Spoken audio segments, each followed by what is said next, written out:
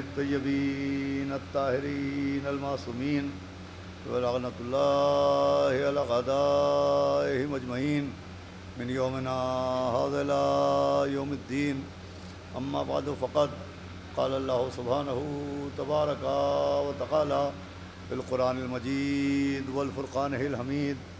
بسم الله الرحمن الرحيم.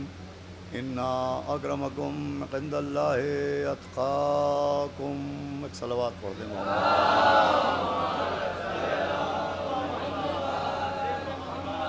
حضرات گرامی. ایک مرد مومن، ایک محب اہل بیت، ایک عزادار سرکار سید الشہداء کے 40ویں کی مجلس ہے، لہذا اسی مناسبت سے کچھ دیر آپ کے سامنے گفتگو کرنے کے لیے میں نے قرآن مجید کی جس آیت کریمہ کی تلاوت کرنے کا شرف حاصل کیا.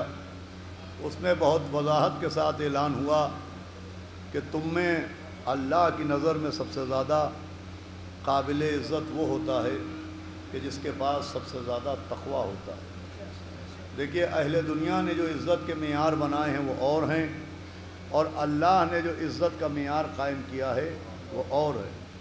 اہل دنیا کسی شخص کی عزت کے لیے تاج و تخت کو معیار بناتے ہیں، حکومت و سلطنت کو معیار بناتے ہیں، دولت دنیا کو معیار بناتے ہیں، مال و منان کو معیار بناتے ہیں، زمین و جائیداد کو معیار بناتے ہیں، باغ و باغات کو معیار بناتے ہیں.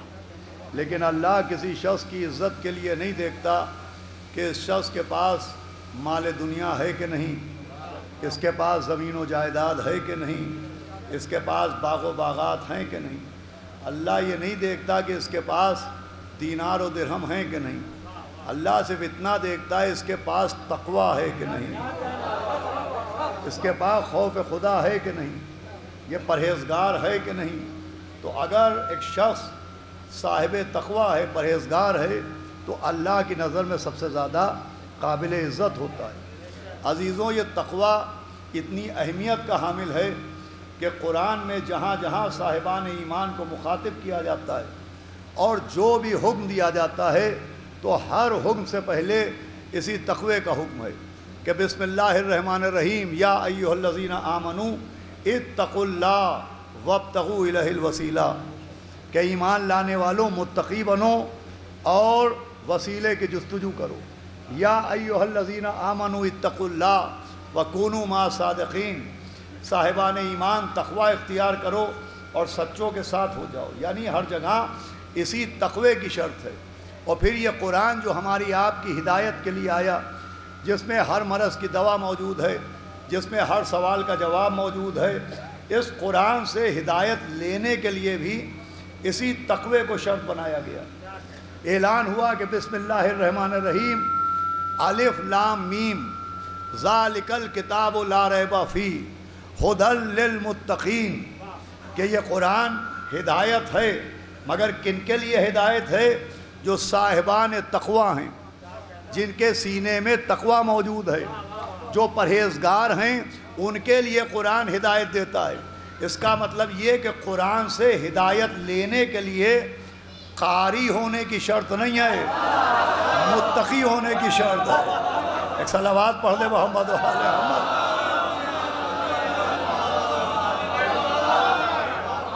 ایسا نہیں ہے کہ جو بھی قرآن پڑھے اسے ہدایت مل جائے، نہ.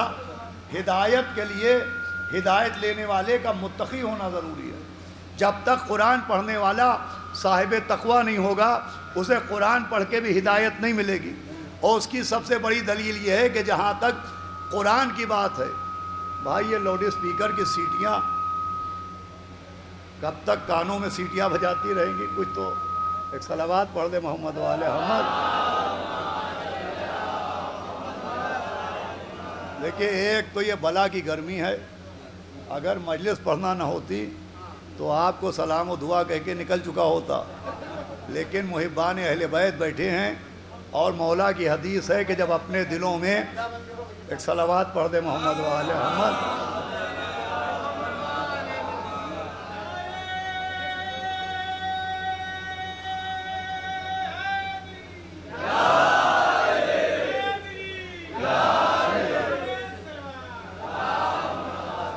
ابھی دیکھیے آپ کی گرمی رفع ہو جائے گی. امام نے فرمایا کہ جب اپنے دلوں میں ہماری محبت کی ٹھنڈک محسوس کرنا، اس کا مطلب اہل بیت کی محبت میں خنکی ہوتی ہے۔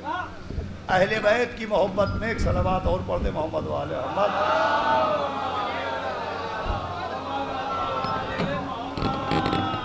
چلو ٹھیک ہے بیٹا، بس ایک صلوات پڑھ دے محمد وآل محمد۔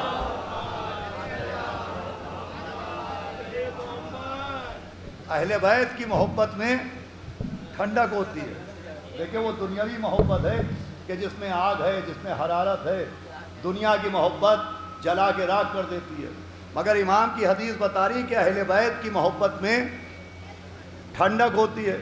تو جب اہل بیت کی محبت میں ٹھنڈک ہوتی ہے اور اہل بیت کی محبت دل میں ہوتی ہے تو ٹیمپریچر 44 ہو تو کیا،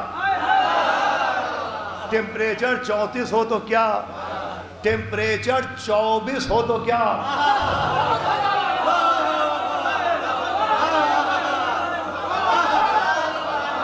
اگر اہل بیت کی محبت ہے تو ٹیمپریچر 34 ہو تو کیا، 24 ہو تو کیا، سماعتوں کا ٹیمپریچر 14 رہنا چاہیے۔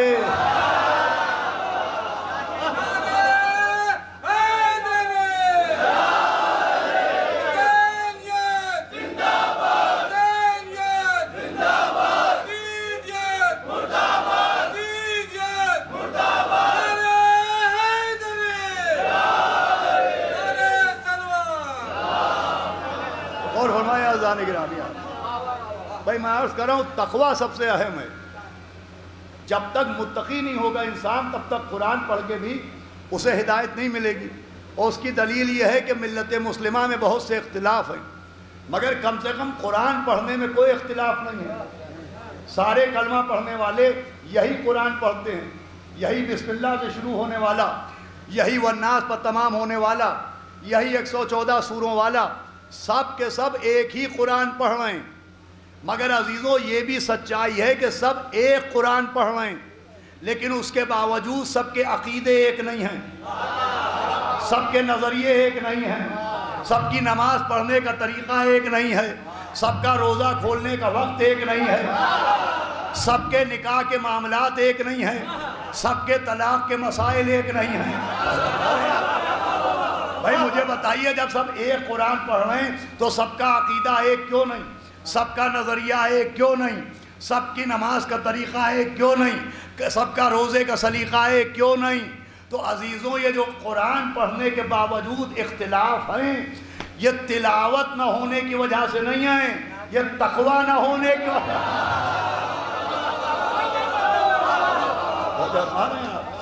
یہ تلاوت نہ ہونے کی وجہ سے نہیں، یہ تقوی نہ ہونے کی وجہ سے، اس لیے کہ تلاوت لبوں پر ہے مگر خوف خدا دل میں نہیں ہے، پرہیزگاری دل میں نہیں ہے، تقوی دل میں نہیں ہے، اس لیے ایک قرآن کے باوجود بھی عقائد ایک نہیں، نظریات ایک نہیں۔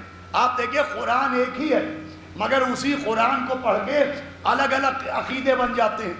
چنانچہ ایک طبقہ ملت مسلمہ میں ایسا ہے، سب نہیں، کہ جو توسل کے منکر ہیں، جو وسیلے کے قائل نہیں، ان کا نظریہ یہ ہے کہ پیغمبر اسلام سے توسل نہیں کرنا چاہیے، اپنے اور اللہ کے بیچ میں پیغمبر اسلام کو وسیلہ نہیں بنانا چاہیے، ان کی آل کے ذریعے اللہ سے دعا نہیں مانگنا چاہیے۔ ایک طبقہ ہے جو کہتا ہے وسیلہ نہیں، صرف اللہ سے مانگو۔ تو جب آپ ان سے پوچھئے کہ آپ کے اس عقیدے کی دلیل کیا ہے تو وہ دلیل کے طور پر آپ کو اپنی کتاب کی روایت نہیں سنائیں گے، وہ بھی ایاکا نعبدو و ایاکا نستعین کی آیت سنائیں گے۔ تو جو ہمارے ہیں بھائی وہ بھی آپ کو بدلے میں آیت سنائیں گے۔ جیسے ہم سے کوئی پوچھے تم اہل بیت سے محبت کیوں کرتے ہو تو ہم روایت نہیں سناتے ہیں، آیہ مودت سناتے ہیں۔ ہم سے کوئی پوچھے تم اہل بیت کو معصوم کیوں مانتے ہو تو ہم روایت نہیں سناتے ہیں، آیہ تطہیر سناتے ہیں۔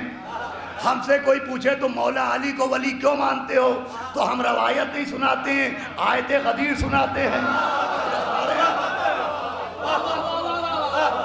تو جو وسیلے کا انکار کرتے ہیں جب آپ ان سے پوچھئے تو وہ بھی آپ کو روایت نہیں سنائیں گے، وہ بھی سورہ الحمد کی آیت سنائیں گے، کہ سورہ الحم میں موجود ہے کہ ایاک نعبد و ایاک نستعین، مطلب یہ ہے کہ تیری ہی عبادت کرتے ہیں اور تجھی سے مدد چاہتے ہیں۔ تو جب ہم روز ہر نماز میں 2 بار اللہ سے کہتے ہیں کہ ایاک نعبد و ایاک نستعین، کہ تیری ہی عبادت کرتے ہیں اور تجھی سے مدد چاہتے ہیں، تو پھر اللہ کے علاوہ کسی اور کو وسیلہ کیوں بنائیں؟ اللہ کے علاوہ کسی اور کو ذریعہ کیوں بنائیں؟ بھائی وہ بھی آیت پیش کرتے ہیں، اور آیت کا پیش کرنا دلیل ہے کہ تلاوت سے محرومی نہیں ہے، تقوی سے محرومی ہے، کہ صاف آیت میں ہے کہ ایاک نعبد، توجہ سنیے گا، اور ایاک نستعین، کہ تیری ہی عبادت کرتے ہیں اور تجھی سے مدد چاہتے ہیں۔ اس کا مطلب ہوا کہ عبادت بھی صرف اللہ کی کرنا چاہیے اور مدد بھی صرف اللہ سے مانگنا چاہیے، عبادت بھی صرف اللہ کی کرنا چاہیے اور مدد بھی صرف اللہ سے مانگنا چاہیے۔ تو اس آیت میں مدد کا ذکر بعد میں ہوا، عبادت کا ذکر پہلے ہوا، تو پہلے بات عبادت پہ ہو کہ مدد بھی اللہ سے مانگنا چاہیے اور عبادت بھی اللہ کی کرنا چاہیے، مگر اللہ کی عبادت کیسے کرنا چاہیے؟ جیسے دل کہے ویسے عبادت کرنا چاہیے، جیسے ذہن کہے ویسے عبادت کرنا چاہیے۔ بھائی عبادت کا قانون کیا ہے؟ عبادت کے لیے آئیڈیل کون ہے؟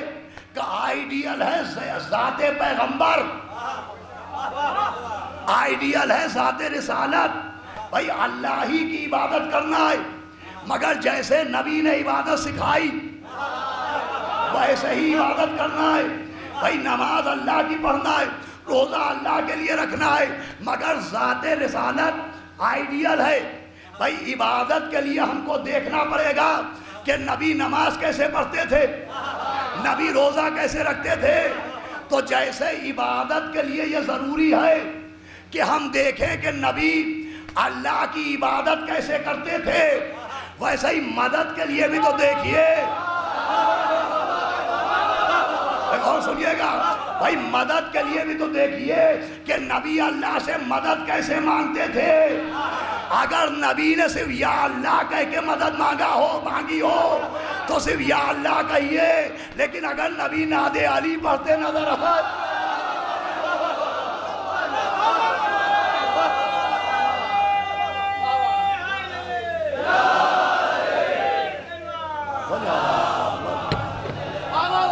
سنیے گا بھائی غور طلب بات ہے، نوجوان یہاں سے کچھ لے کے جائیں گے۔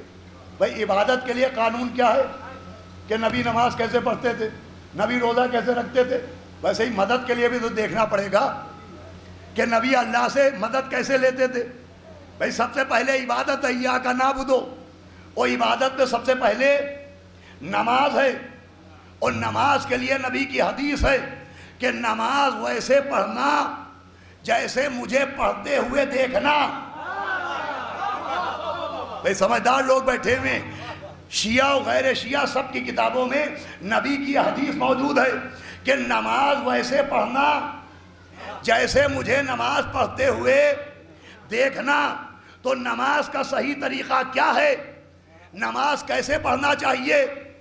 جیسے نبی نے پڑھی، نبی نے کہا ویسے پڑھنا جیسے مجھے پڑھتے ہوئے دیکھنا۔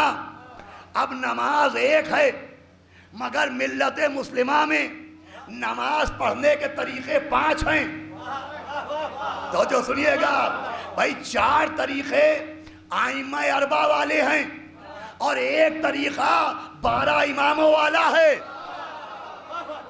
میرے قریب آئیے گا بھائی 4 طریقے ہیں ائمہ 4 والے اور ایک طریقہ ہے 12 اماموں والا۔ اور صحیح طریقہ کیا ہے؟ نبی نے کہا نماز ویسے پڑھنا جیسے مجھے پڑھتے ہوئے دیکھنا۔ تو صحیح طریقہ وہی بتائے گا جس نے نبی کو نماز پڑھتے دیکھا ہو۔ ارے بھائی میرے ذہن سے جڑ جائیے گا، صحیح طریقہ وہی بتائے گا جس نے نبی کو نماز پڑھتے ہوئے دیکھا ہو۔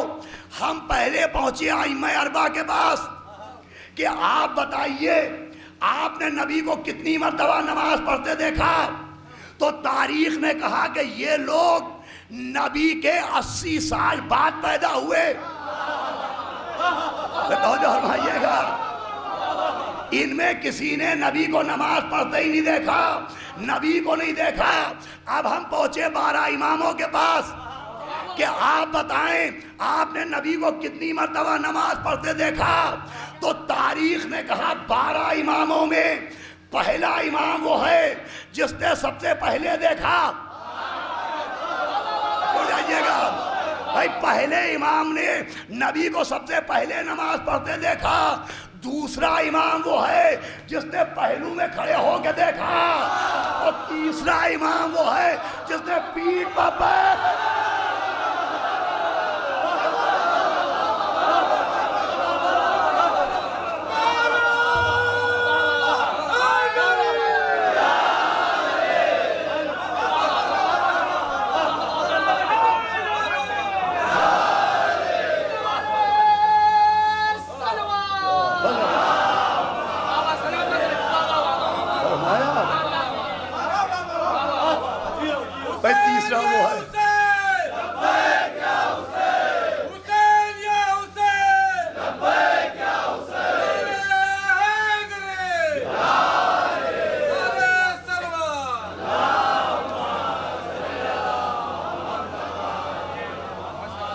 تیسرا وہ ہے جس نے پیٹھ پر بیٹھے ہوئے دیکھا۔ اب ہمارا آپ کا طریقہ نماز کیا ہے؟ قبلہ بیٹھے ہیں، ہماری نماز کا طریقہ کیا ہے؟ ہم کیسے نماز پڑھتے ہیں؟ جیسے ہمارے علماء نے بتائی، ہمارے علماء کا طریقہ نماز ہمارے فقہا جیسا، ہمارے فقہا کا طریقہ نماز آخری امام کے 4 سفرا جیسا، 4 سفرا کا طریقہ نماز 12ویں امام جیسا۔ 12ویں امام نے کیسے نماز پڑھی؟ جیسے 11ویں امام پڑھتے تھے۔ 11ویں امام کا طریقہ نماز امام علی النقی جیسا، امام علی النقی کا طریقہ نماز امام تقی جواد جیسا، تقی جواد کا طریقہ نماز امام رضا جیسا، امام رضا کا طریقہ نماز امام موسیٰ کاظم جیسا، امام موسیٰ کاظم کا طریقہ نماز صادق اہل بیت جیسا۔ صادق اہل بیت کیسے نماز پڑھتے تھے؟ جیسے امام محمد باقر نے پڑھی۔ امام محمد باقر کا طریقہ نماز امام زین اللبا جیسا۔ امام زین اللبا نے کیسے نماز پڑھی؟ جیسے حسین کربلا نے پڑھی۔ توجہ رکھیے گا، حسین کربلا کا طریقہ نماز مولا حسن جیسا۔ امام حسن کیسے نماز پڑھتے تھے؟ جیسے مولا علی نماز پڑھتے تھے۔ اب علی کیسے نماز پڑھتے تھے؟ تو بخاری تک میں موجود ہے کہ جب مولا علی نے نماز پڑھائی تو صحابہ نے اعلان کیا کہ یہ ہے وہ نماز جو نبی پڑھاتے۔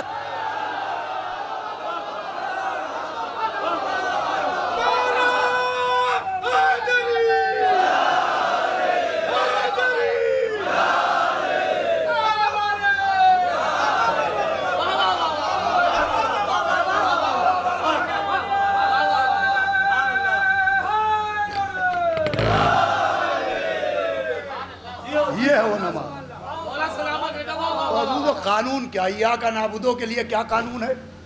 کہ عبادت اللہ ہی کی کرنا ہے، لیکن کیسے کرنا ہے؟ جیسے پیغمبر اسلام نے بتائی۔ تو مدد بھی کس سے مانگنا ہے؟ اللہ سے۔ تو جب ہم نماز کے لیے دیکھتے ہیں، ایاک نعبدو کے لیے دیکھتے ہیں کہ نبی نے نماز کیسے پڑھی، ویسے ہی ایاک نستعین کے لیے بھی دیکھیے کہ نبی نے اللہ سے مدد کیسے مانگی۔ روایت سناؤں تو ایک مانے گا ایک نہیں مانے گا۔ میں سناتا ہوں قرآن کی آیت کہ نبی نے ہاتھ اٹھائے کہا بسم اللہ الرحمن الرحیم وَاجْعَلْ لِي مِن لَدُنْكَ سُلْطَانًا نَصِيرًا۔ یہ قرآن ہے، بیان نہیں، یہ آیت ہے، روایت نہیں۔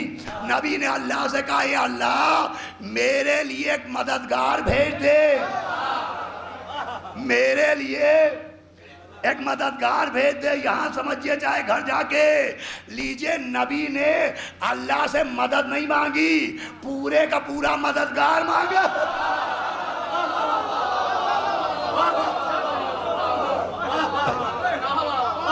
سنیے گا، پورے کا پورا مددگار مانگا۔ سلطانہ نصیرہ کا کیا مطلب ہے؟ مددگار۔ یہ مددگار کون بنے؟ تفسیر نے کیا لکھا؟ سلطان النصیر سے مراد کون ہے؟ مولا علی۔ نبی نے اللہ سے کہا، پوری توجہ سنیے گا، اگر آج یہ بات سن لی تو توحید کسے کہتے ہیں اور شرک کسے کہتے ہیں، یہ مشکل مسئلہ چٹکیوں میں حل ہو جائے گا۔ نبی نے اللہ سے کہا میرے لیے ایک مددگار بھیج۔ مولا علی مددگار تھے، نبی نے انہیں خود سے مددگار نہیں بنایا، اللہ سے کہا تو انہیں مددگار بنا دے۔ اب جس قرآن میں نبی اپنے بھائی علی کے لیے اللہ سے کہہ رہے ہیں کہ ان کو میرا مددگار بنا دے، اسی میں حضرت موسیٰ کی دعا ہے کہ موسیٰ اللہ سے کہہ رہے ہیں میرے بھائی ہارون کو میرا وزیر بنا دے۔ پوری توجہ رکھیے گا بھائی، نبی نے نہ خود سے مولا علی کو مددگار بنایا، نہ حضرت موسیٰ نے خود سے اپنے بھائی ہارون کو اپنا وزیر بنایا۔ نبی نے بھی اللہ سے کہا تو بنا علی کو میرا مددگار، موسیٰ نے بھی کہا تو بنا ہارون کو میرا وزیر۔ نہ نبی نے خود سے علی کو مددگار بنایا، نہ موسیٰ نے خود سے اپنے بھائی کو وزیر بنایا، دونوں نے اللہ سے کہا تو بنا دے۔ سمجھایا سمجھو توحید کیا ہے اور شرک کیا ہے۔ جب خدا بنائے تو دین ہے، جب خود سے بنایا جائے کیا بنایا؟ میں جملہ پہنچا، جہاں خدا بنائے وہاں دین ہوتا ہے، جہاں خود سے بنایا جائے وہاں شرک ہوتا ہے۔ اب دین کہاں ہے اور شرک کہاں ہے؟ ڈھونڈتے پھریے غدیر کہاں ہے، سخیفہ کہاں ہے؟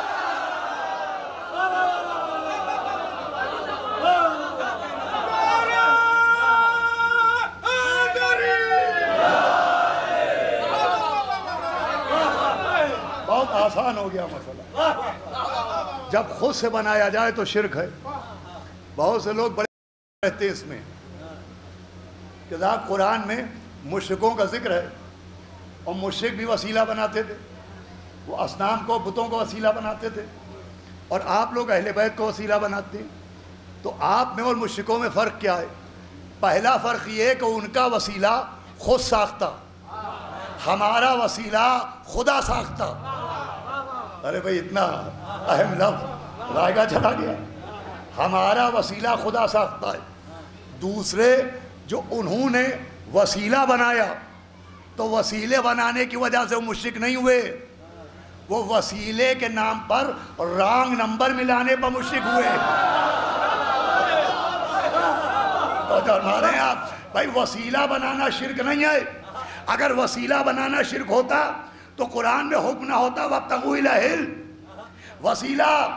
وہ وسیلہ بنانے کی وجہ سے مشرک نہیں ہوئے، انہوں نے کر دیا غلط نمبر ڈائل، انہوں نے ان کو وسیلہ بنایا کہ خطائیں کرو تو روکیں گے نہیں، گناہ کرو تو ٹوکیں گے نہیں، گر جاؤ تو اٹھائیں گے نہیں، مر جاؤ تو جلائیں گے نہیں، پکارتے رہو آئیں گے۔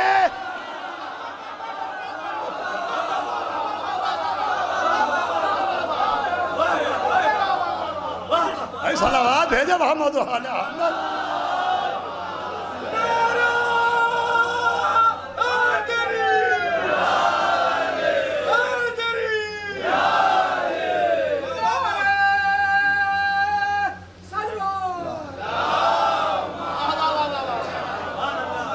انہوں نے ان کو وسیلہ بنا لیا جو وسیلہ بنانے کے قابل ہی نہیں تھے۔ کہا صاحب سیدھی سی بات کیجئے، آج کے دور میں یہ منطقی باتیں کون سمجھے گا؟ سیدھی سی بات ہے کہ جب مشکل پڑے تو صرف اللہ کو پکارنا چاہیے۔ جو اس بات کا منکر ہے اس پہ لعنت۔ یقیناً مشکل پڑے تو پکارنا اللہ کو چاہیے۔ اب دیکھتا ہوں موسم کی گرمی زیادہ ہے یا محبت میں خنکی زیادہ ہے؟ بھائی پکارنا اللہ کو چاہیے، تو مجھے یہ بتائیے جب اللہ کو پکارا جائے تو پکارنا اللہ کو چاہیے، تو جب اللہ کو پکارا جائے تو آنا کس کو چاہیے؟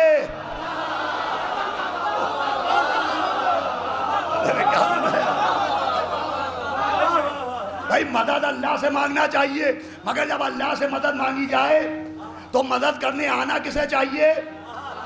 بھائی ناظم نظامت کرتے ہیں، جب قاری کو بلاتے ہیں ممبر پر قاری آتا ہے، جب شاعر کو پکارتے ہیں ممبر پر شاعر آتا ہے، جب خطیب کو پکارتے ہیں خطیب آتا ہے۔ تو بھائی پکارنا اللہ کو چاہیے، تو جب اللہ کو پکارا جائے تو کس کو آنا چاہیے؟ اللہ کو۔ تو جب یہ ہم جیسے جاہل جانتے ہیں تو نبی جو پرچم بردار توحید ہیں انہوں نے بھی تو ہر موقع پر پکارا اللہ کو ہوگا کہ بے شک نبی نے شب ہجرت کسے پکارا؟ اللہ کو۔ بدر میں کسے پکارا؟ اللہ کو۔ خیبر میں کسے پکارا؟ اللہ کو۔ خندق میں کسے پکارا؟ اللہ کو۔ تاریخ کا چشمہ لگا کے دیکھیے اور بتائیے شب ہجرت پکارا اللہ کو، بستر پر سویا کون؟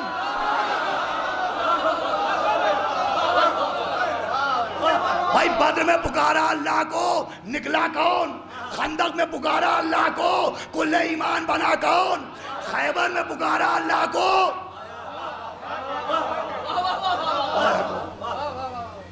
شب ہجرت پکارا اللہ کو، بستر پر علی، بدر میں علی، احد میں علی، خیبر میں علی۔ یہ لیجئے کیا ہو رہا ہے، پکارا جا رہا ہے اللہ کو اور سامنے نظر آ رہے علی۔ کہیں کمبخت مسحری چھپ کے دیکھ تو نہیں رہا تھا؟ بھائی صلوات بھیجے محمد وحالہ۔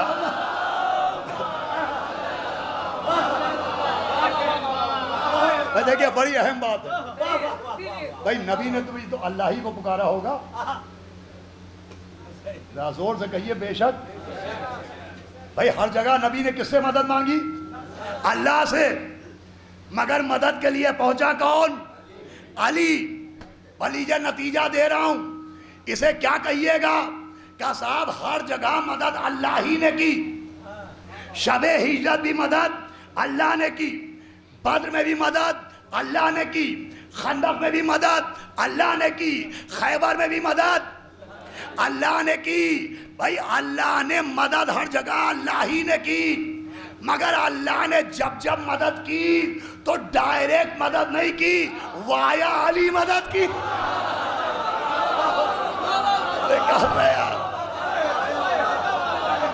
ارے علی کے وسیلے سے مدد کی، علی کے ذریعے مدد کی۔ جملہ چاہے جیسے سنیے گا، اس کا مطلب اللہ نے بھی مدد کا وسیلہ علی کو بنایا۔ ارے ہم تو مجبور ہو کے وسیلہ بناتے آئے، اللہ نے تو مختار ہو کے۔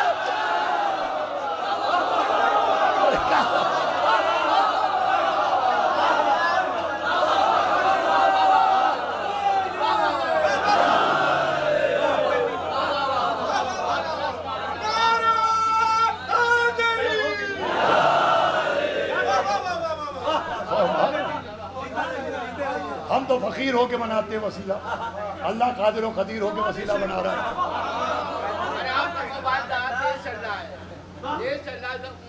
موبائل سے تیز پسینہ چل رہا ہے۔ صلوات بھیجے محمد والے محمد۔ سنیں بہرحال میں جتنا ہی پڑھتا ہوں وہ قابل توجہ ہوتا ہے۔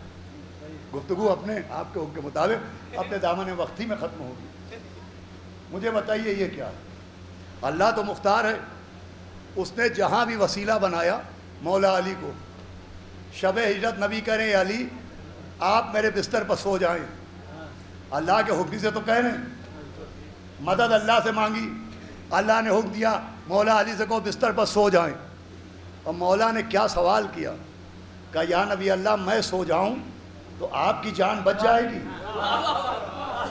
کہاں آپ سو جائیں، یہ جملہ جاگ کے سنیے گا، آپ سو جائیں تو میری جان بچ جائے گی۔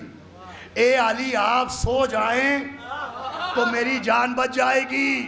لوگ کہتے ہیں علی تو نجف میں سو رہے ہیں، آپ کو کیسے بچائیں گے؟ جیسے سو کے نبی کو بچایا۔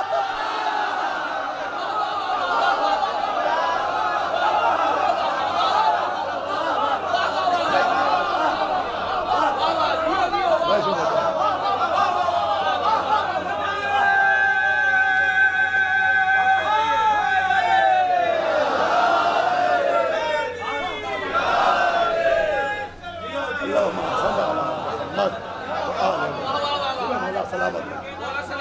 آپ اس گرمی میں خون کی محبت اہل بیت کا ثبوت دے رہے ہیں.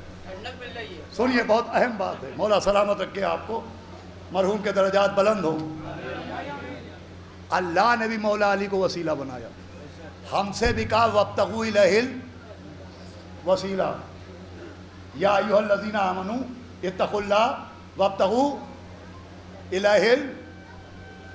آپ بول ضرور رہے ہیں, مجھے اپنے اوپر شک ہے کہ میں اونچا سننے لگا ہوں.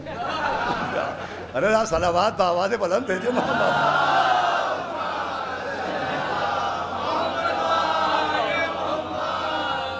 ہم سے کیا کہا اللہ نے, یا ایھا الذین آمنوا اتقوا اللہ وابتغوا الیہ الوسیلہ. ہم سے بھی کہا کہ وسیلہ اختیار کرو. وسیلہ کون ہے؟ نبی کی حدیث ہے, یا علی انت وسیلۃ الی اللہ. مولا کے چاہنے والے بیٹھے, انشاءاللہ بات رائے گا نہ جائے گی. نبی نے فرمایا یا علی انت وسیلۃ الی اللہ, آپ اللہ کی طرف بندوں کا وسیلہ ہیں. ہم سے بھی کہا کہ علی کو وسیلہ بناؤ, اور خود بھی جب مدد کی تو علی کے وسیلے سے. دیکھتا ہوں یہ لفظ سمجھ میں آتا ہے کہ نہیں. اس کا مطلب مولا علی وسیلہ ہیں, مگر یہ ون وے وسیلہ نہیں ہے.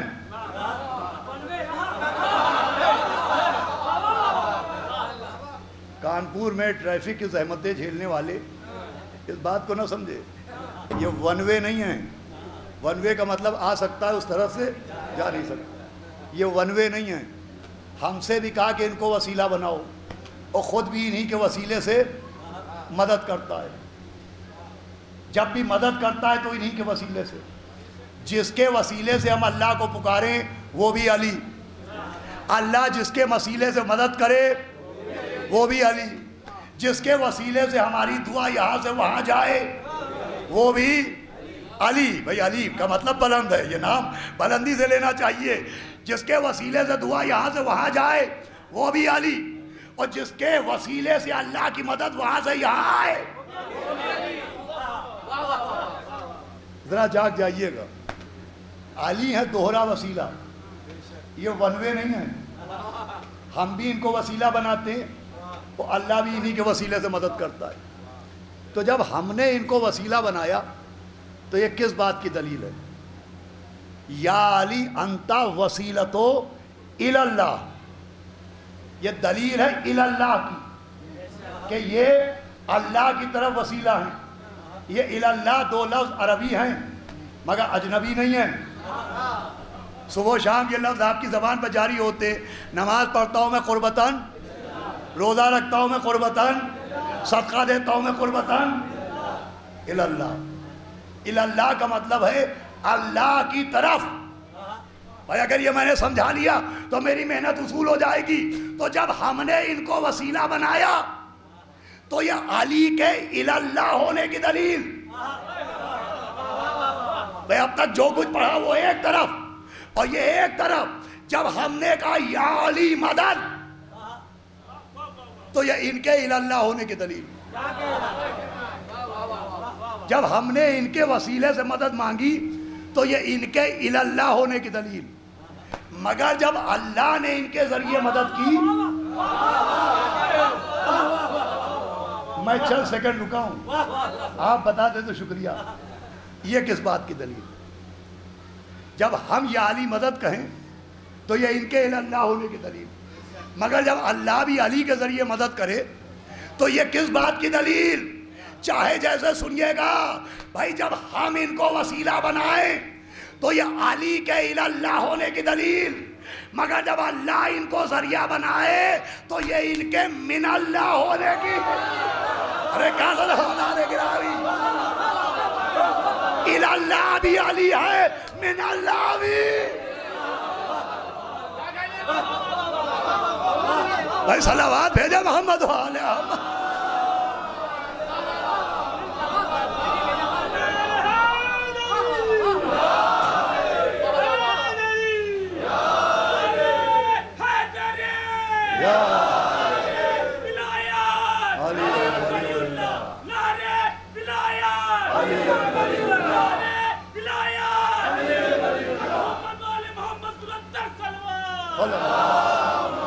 سنیے گا عزیزو، یہ بات پہنچ گئی، اللہ بھی علی ہے اور من اللہ بھی علی ہے، بچوں تک ہرگز نہیں پہنچی ہوگی بات، یہ مجھے یقین کامل ہے، اس لیے کہ تو عربی کے لفظ ہیں، جہاں اردو نہیں سمجھی جاتی۔ عالم بھائی، ایک صاحب کلکتے سے آئے تھے، ان سے ایک صاحب نے پوچھا کہ آپ کا قیام کہاں ہے؟ تو کہا میں اکیلے آیا ہوں، قیام ویام ساتھ میں نہیں آئے ہیں۔ صلوات بھیجے محمد والا۔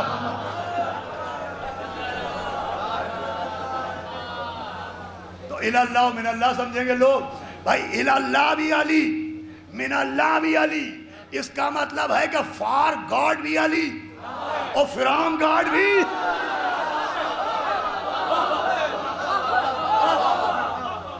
اب اس سے آسان میں تشریح کرتا، فار گاڈ بھی علی، فرام گاڈ بھی علی، جس کے ذریعے ہم مدد مانگیں وہ بھی علی، جس کے ذریعے اللہ مدد کرے وہ بھی علی۔ تو یہ دوہرا وسیلہ ہوئے، میں نے کہا یہ ون وے نہیں ہے، یہ دوہرا وسیلہ ہے، ادھر سے جس روڈ سے دعا یہاں سے وہاں جائے وہ بھی علی، ادھر سے جس روڈ سے اللہ کی مدد ادھر آئے وہ بھی علی۔ تو یہ جب وسیلہ دوہرا ہیں تو ان کی ذات میں جھلکیاں بھی دونوں کی ملنا چاہیے۔ ارے بھائی یہی تو نتیجہ ہے بھائی، جب یہ وحدت کے لیے بھی وسیلہ ہیں، بندوں کے لیے بھی وسیلہ ہیں، تو ان کی ذات میں وحدت کی جھلکیاں بھی ہونا چاہیے، ان کی ذات میں بشریت کی جھلکیاں بھی ہونا چاہیے، اسی لیے دونوں جھلکیاں ملی۔ اب پڑھنا میرا کام ہے، سمجھنا آپ کا کام ہے۔ دونوں جھلکیاں ملی جب میرے مولا نے جو کی روٹی گھٹنے سے توڑی، چاہے جیسے سنیے گا، جب جو کی روٹی گھٹنے سے توڑی تو یہ اللہ ہونے کی دلیل، جب در خیبر انگلیوں پہ اٹھایا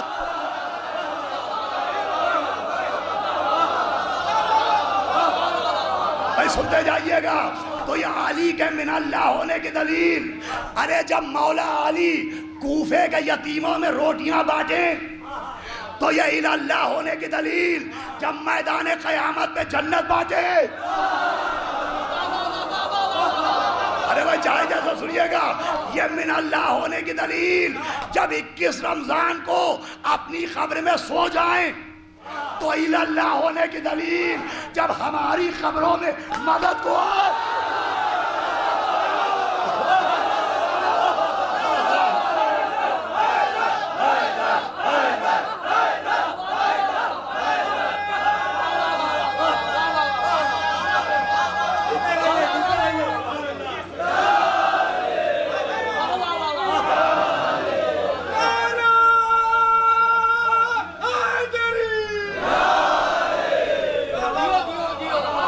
سنیے دو جملے باقی ہیں، جب 21 رمضان کو اپنی قبر میں سوئیں تو یہ اللہ ہونے کی دلیل، جب ہماری قبروں میں مدد کو آئیں تو من اللہ ہونے کی دلیل، جب 19 رمضان کو سر پر ضربت کھائیں تو اللہ ہونے کی دلیل، جب پاؤں کی ٹھوکر سے مردہ جلائیں تو یہ من اللہ ہونے کی دلیل۔ ارے جب کوفے کے ممبر سے علی کا خطبہ سنائی دے تو اللہ ہونے کی دلیل، جب معراج میں لہجہ سنائی دے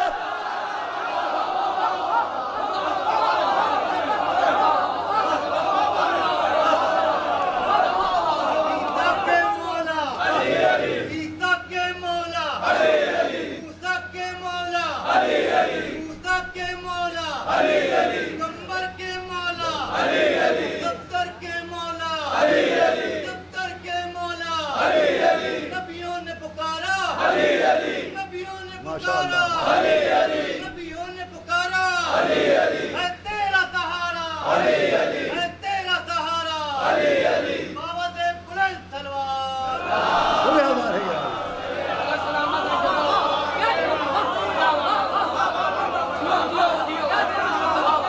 من اللہ بھی علی ہے، من اللہ بھی علی ہے۔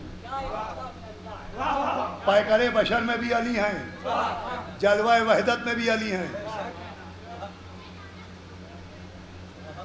16 رجب کو ابو طالب کے گھر کے گہوارے میں نظر آئیں تو اللہ ہونے کے دلیل، 13 رجب کو خدا کے گھر میں نظر آئیں،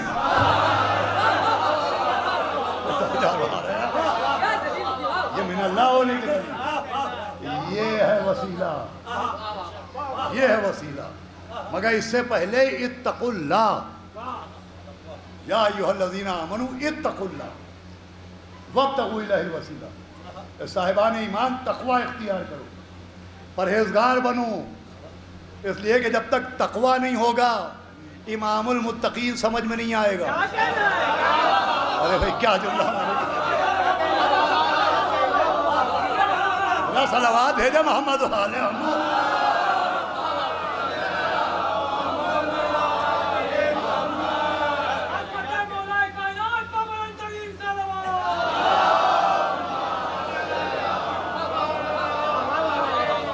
دیکھیں آپ نے غور کیا، یا ایھا الذین آمنوا خطاب ہو رہا ہے مومنوں سے، اور پھر کہا جا رہا ہے متقی بنو۔ کیوں؟ کہ مومنین بنو تاکہ امیر المومنین کا غلام کہہ سکو، متقین بنو تاکہ امام المتقین کے پیچھے چل سکو۔ تقوی، پرہیزگاری، جب تک تقوی نہیں ہوگا سمجھ میں نہیں آئے گا۔ بھئی آج پرابلم کیا ہے؟ دین سمجھ میں نہیں آ رہا ہے، شریعت سمجھ میں نہیں آ رہی ہے، مجلس ماتم کی بات و عزاداری سمجھ میں نہیں آ رہی ہے، مولا علی کی ولایت میں سمجھ میں نہیں آ رہی ہے۔ تو پہلے یہ سمجھیے کہ سمجھ میں کیوں نہیں آ رہا ہے۔ تو عباس ارشاد نے سمجھایا، وہ سمجھ میں نہیں آیا، تو بہت ممکن ہے میری دلیل میں کمی ہو، میرے ثبوت میں کمی ہو، لیکن مولا حسین کی زبان سے زیادہ کسی کی زبان میں اثر ہوگا۔ 28 رجب سے لے کے 10 محرم تک مولا حسین نے کتنا سمجھایا، کتنی حدیثیں سنائیں، کتنی آیتیں سنائیں، بے شمار بے تحاشا دلائل پیش کیے۔ سننے والے لاکھوں تھے، سمجھنے والے کتنے تھے؟ بھائی مولا حسین کی تقریریں سب سن رہے تھے، لیکن سدھرے کتنے؟ 4، ایک حر، ایک ان کے بھائی، ایک ان کے غلام، ایک ان کے بیٹے۔ مولا حسین نے دلیلیں دی، سمجھ میں نہیں آئی۔ مولا حسین نے حدیثیں سنائی، سمجھ میں نہیں آئی۔ کیوں؟ سماعت کی کمی نہیں تھی، شکم میں طہارت کی کمی تھی۔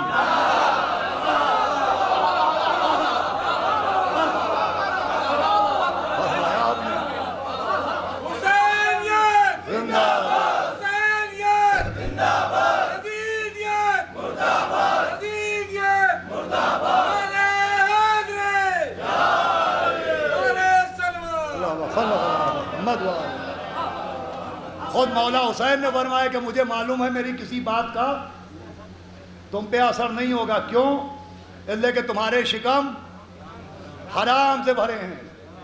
اس کا مطلب جہاں طہارت نہیں ہوتی، ذاکر تو ذاکر، مولا حسین کی بات سمجھ میں نہیں آتی۔ یہ میں بہت مرتبہ پڑھ چکا ہوں، یہ یوٹیوب چینلز والوں کے ویڈیوز میں یہ بات محفوظ ہوگی، اور چھوٹے چھوٹے اس کے ویڈیوز بھی آپ تک پہنچے ہوں گے۔ میں اپنے بچوں، اپنے نوجوانوں سے کہتا ہوں کہ سمجھو، مہنگی سے مہنگی موٹر سائیکل لے لو، لیکن اگر پیٹرول میں ملاوٹ ہوگی تو انجن کو خراب ہونا ہے۔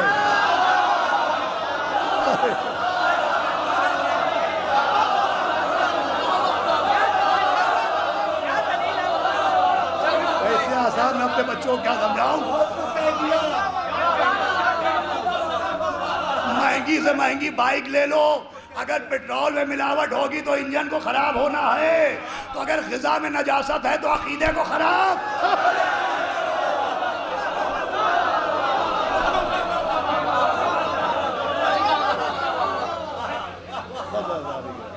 یہ ہے تقوی، فیڈنگ صحیح ہونا چاہیے۔ یہ مسئلہ ایکسٹرنل مسئلہ نہیں، انٹرنل مسئلہ ہے۔ یہ ہارڈ ویئر کی پرابلم نہیں ہے، سافٹ ویئر کی پرابلم۔ صلوات بھیجے محمد و آل۔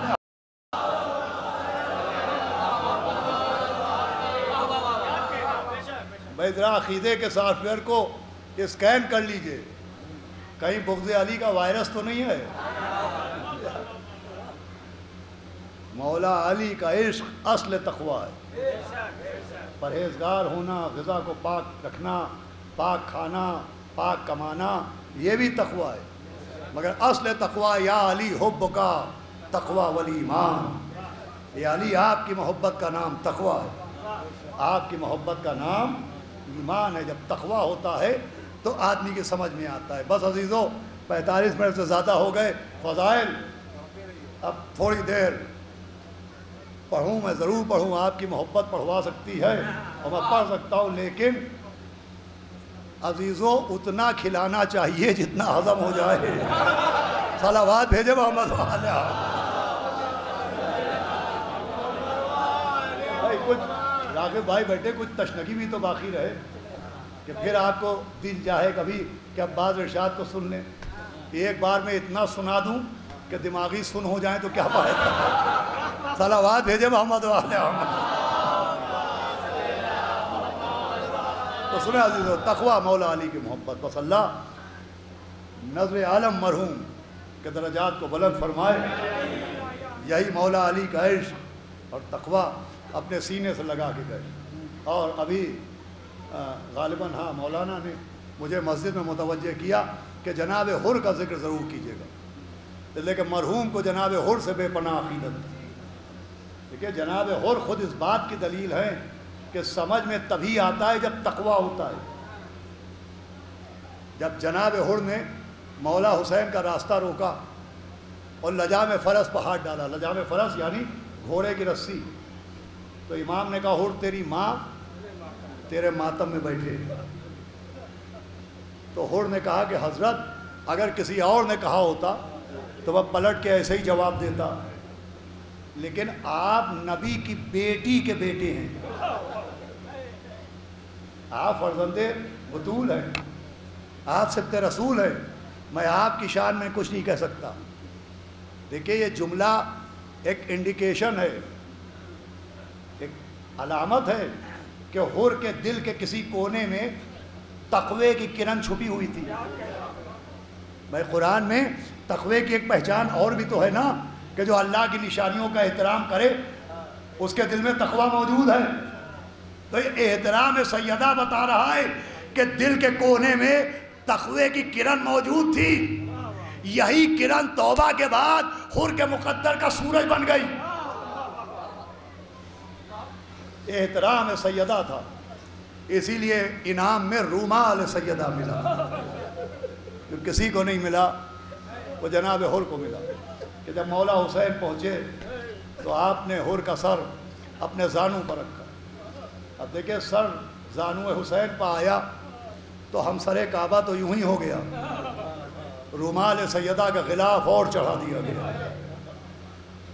میں کہوں گا آقا باندھیے حر کے ماتھے پر رومال باندھیے، مگر ایک بار خیمے کی طرف دیکھ لیجئے، کئی بہنیں تو نہیں دیکھ رہی ہیں، ورنہ شام کو آواز دیں گی کہ مہمان کے ماتھے کو رومال باندھنے والے بہنوں کے سروں کی چادریں چھینی جائیں۔ بس عزیزو اللہ درجات بلند کرے مرحوم کے، ان کے بیٹوں کو، بیٹیوں کو، ان کے داماد، ان کے تمام اہل خاندان کو توفیق صبر عطا فرمائے۔ دیکھیے یہ مجلس اس گرمی میں ہو رہی ہے، ایک تو یہ ایصال ثواب کا ذریعہ ہے، اور دوسرے یہاں کی انجمن حسینیہ سے طاہر ولی صاحب مرحوم کو بڑی محبت تھی اور ان کو بھی تھی، لہذا ان کا ایک جملہ میں سناتا ہوں کہ وہ کہتے تھے یہ جو ایصال ثواب کی مجلسوں میں فضائل و مصائب پڑھے جاتے ہیں، 40ویں کی مجلس میں سیوم کی، اس کا ایک سبب ہے۔ سبب یہ ہے کہ دو باتیں آدمی کے دماغ کے توازن کو بگاڑ دیتی ہیں۔ ایک، اگر آدمی حد سے زیادہ خوش ہو جائے تو ہو سکتا ہے پاگل ہو جائے، دماغ کا توازن خراب ہو جائے۔ وہ ایک حد سے زیادہ خوش ہو جائے تو ہو سکتا ہے مینٹلی ڈسٹرب ہو جائے، دماغ کا توازن خراب ہو جائے۔ وہ فرماتے تھے یہ فضائل اس لیے ہیں کہ کتنے ہی بلند کیوں نہ ہو جانا، اگر اہل بیت کی بلندی پر نظر رہے گی تو دماغ کا توازن باقی رہے گا۔ اور یہ مصائب اس لیے ہیں کہ کتنی ہی میتیں اٹھا لینا، کتنی ہی مصیبتیں اٹھا لینا، لیکن اگر زہرا کا لٹا ہوا گھر سامنے تو ہر مصیبت ہیج نظر آئی۔ عزیزو جیسے فضائل اہل بیت کو اللہ نے دیے نہ ایسے فضائل کہیں ملے، نہ جیسی مصیبتیں اہل بیت کے گھر میں نظر آئی ایسی مصیبتیں کہیں نظر آئی۔ بھائی مرحوم کا بھی جنازہ اٹھا ہوگا، 40واں ہو رہا ہے، اور اب تو خیر وہ دور گزر گیا۔ کورونا کے زمانے میں 2020-21 بہت سی میتیں آپ نے بھی دیکھی۔ اس زمانے میں جب میت کا اٹھنا بھی ایک مشکل کام تھا، خاص کر کے 2020 میں، لیکن آپ اپنے دماغ پر زور ڈالیے، آپ نے کوئی ایسا جنازہ دیکھا کہ جو ایک بار گھر سے نکلا ہو اور پھر گھر میں واپس لے آیا گیا؟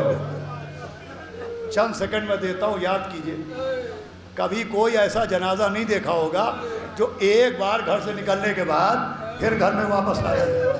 ہاں یہ اہل بیت رسالت کہ 28 صفر کو مولا حسن کا جنازہ گھر سے نکلا اور تیروں کی بارش ہوئی، یہ پہلا جنازہ تھا جو پھر سے گھر میں واپس لایا گیا۔ بنی ہاشم نے جنازے کو زمین پر رکھا، جناب عباس دوڑتے ہوئے اپنے حجرے میں آئے، پیچھے پیچھے ماں آ گئی، کہا عباس کیا ڈھونڈ رہے ہو؟ کہا اماں میری تلوار کہاں چلی گئی؟ کہا میرے لال جنازے میں تلوار ہوگا کیا کام؟ کہا رے اماں غضب ہو گیا، سبط اکبر کے جنازے پر تیر چل رہے ہیں۔ میں کہوں گا اے خبر بنی ہاشم، اے میرے غیرت دار آقا، ارے حسن کے جنازے پر تیر چلے یہ عالم ہو گیا۔ ارے جب حسین کے لاشے میں گھوڑے میں دو اللہ ہو گیا۔ آوازیں بلند ہے آپ، آوازوں کو ہلکا نہ کیجیے گا، اس لیے کہ جب فضائل میں آپ نعرے لگا دیتے ہیں تو پڑھنے والے کو طاقت ملتی ہے، جب مصائب میں آپ چیخ کے روتے ہیں تو اس بیوی کو سہارا ملتا ہے جس کی پسلیاں ٹوٹی ہوئی تھی۔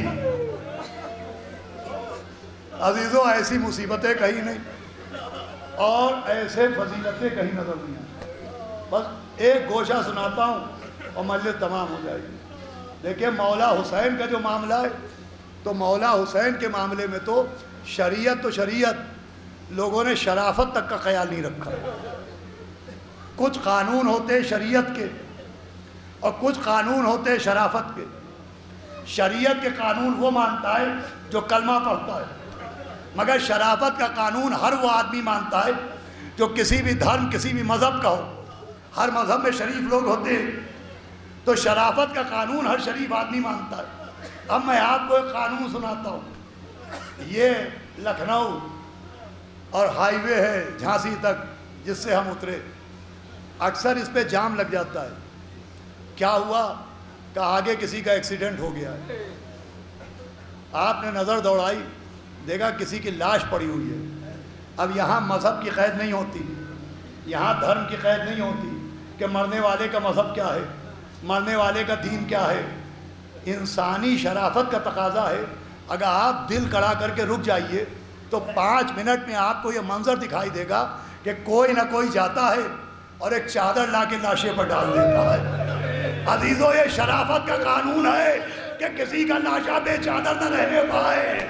ہائے میرا حسین غریب، وہاں کیسا چادر ڈالنا، کوئی امامہ لوٹ رہا ہے، کوئی کرتا اتار رہا ہے، کوئی کمر کا پٹکا کھول رہا ہے، ایک بہن لاشے پر کہہ رہی ہے آنتا آخی، آنتا ہمانا، آنتا رجانا۔ ارے تیرا کرتا کہاں گیا، تیرا امامہ؟ ماشاءاللہ آوازیں بلند ہے آپ۔ 2 منٹ میں لیتے۔ اسی لیے مولا حسین کا لقب ہے بے کفن۔ حسین ہے بے کفن۔ 8ویں امام کے روزے پہ بھی جاتے ہیں لیکن وہاں سے کفن نہیں لاتے، ایک بے کفن کی زیارت کو جاتے ہیں اللہ تو کفن لے کے آتے ہیں۔ یہ کفن کا معاملہ عزیزو یہ ہے کہ جب 28 صفر آئی اور پیغمبر دنیا سے جانے والے تھے شب میں، تو آپ نے مولا علی سے وصیتیں کی کہ یا علی دیکھو میرے بعد بہت ظلم ہوں گے، یہ میری بیٹی کو دیکھ رہو، اس کی پسلیاں توڑ ڈالی جائے گی، اس کے دروازے پر سلام کرتا تھا اسے آگ لگا دی جائے گی، اس کا محسن مارا جائے گا، تمہارے سر پر ضربت ماری جائے گی، حسن کو ایسا زہر دیا جائے گا کہ کلیجہ ٹکڑے ٹکڑے ہو جائے گا، میرا حسین کربلا میں 3 دن کا بھوکا پیاسا شہید ہوگا۔ اور کہا دیکھو یا علی، مجھے کفن تم ہی دینا، لیکن یا علی کفن بازار سے خریدنا نہیں، اللہ نے ابھی جبریل کے ذریعے، بس سن لیا غور سے تو یہی رونے کا بہت ہوگا، جنت سے کچھ کفن بھیجے۔ ایک صندوق سامنے تھا، مولا علی نے صندوق کھولا، دیکھا اوپر ایک کفن رکھا تھا، نبی نے کہا یا علی یہ میرے سینے پر رکھ دو، یہ میرا کفن ہے۔ ایک اور کفن نکلا، آواز دی سیدہ نہ رو، اب بہت جلدی تمہیں اپنے پاس بلا لیں گے، یہ بی بی تمہارا کفن ہے۔ تیسرا کفن نکلا، آواز دی یا علی 21 رمضان کو آپ کا جنازہ اٹھے گا، یہ آپ کا کفن۔ اب ایک آخری کفن تھا، آواز دی حسن بیٹا پاس آؤ، تمہیں ایسا زہر دیا جائے گا کہ کلیجہ ٹکڑے ٹکڑے ہو جائے گا، یہ تمہارا کفن ہے۔ لیجئے سارے کفن ختم ہو گئے، کونے سے میرا شہزادہ حسین روتا ہوا آگے بڑھا، نانا کے گلے میں باہیں ڈالی، نانا ارے سب کو کفن دے دیا، اے نانا میرا کفن، آواز دے میرے لال، تجھے کیا کفن دیا جائے، بعد شہادت تیرے لاشے بھگوڑے دراز جائیں گے، تیرا لقب ہوگا حسین بے وطن، حسین